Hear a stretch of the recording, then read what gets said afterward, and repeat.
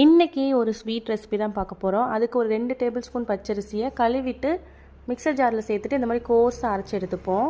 அப்புறமா ஒரு 1/2 லிட்டர் பால் எடுத்து பால் நல்லா கொதிச்சு வந்ததுக்கப்புறமா நம்ம அரைச்சி வச்சுருக்கிற அரிசியும் இது கூடவே சேர்த்து லோ ஃப்ளேம்லேயே வச்சு நல்லா வேக வச்சு எடுத்துப்போம். இப்போ நம்ம கேரமல் சாஸ் பண்ணிக்கலாம். அதுக்கு ஒரு 2 டீஸ்பூன் சர்க்கரை மூழ்கிற அளவுக்கு தண்ணியும் சேர்த்துட்டு லோ ஃப்ளேம்லேயே வச்சு இந்த மாதிரி ஹனி கலர் வந்ததுக்கப்புறமா நல்லா கொதிக்கிற சுடு தண்ணியை இது கூடவே சேர்த்து நல்லா கட்டி இல்லாமல் கலந்து விட்டுக்கலாம். பச்சை தண்ணி ஊற்றுனீங்கன்னா கட்டி பட்டுரும். அதுக்கப்புறமா அரிசி நல்லா வெந்ததுக்கப்புறம் இந்த கேரமல் சாஸையும் அது கூடவே சேர்த்துட்டு உங்களோட ஸ்வீட்னஸ்க்கு தகுந்த மாதிரி சர்க்கரையும் இப்போவே சேர்த்து நல்லா கலந்து விட்டுக்கலாம்.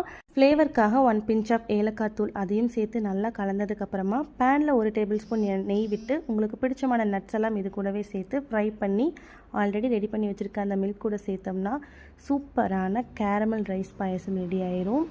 ஒரே மாதிரி பாயசம் செய்கிறதுக்கு ஒரு தடவை இந்த மாதிரி டிஃப்ரெண்ட்டாக ட்ரை பண்ணி பாருங்கள்.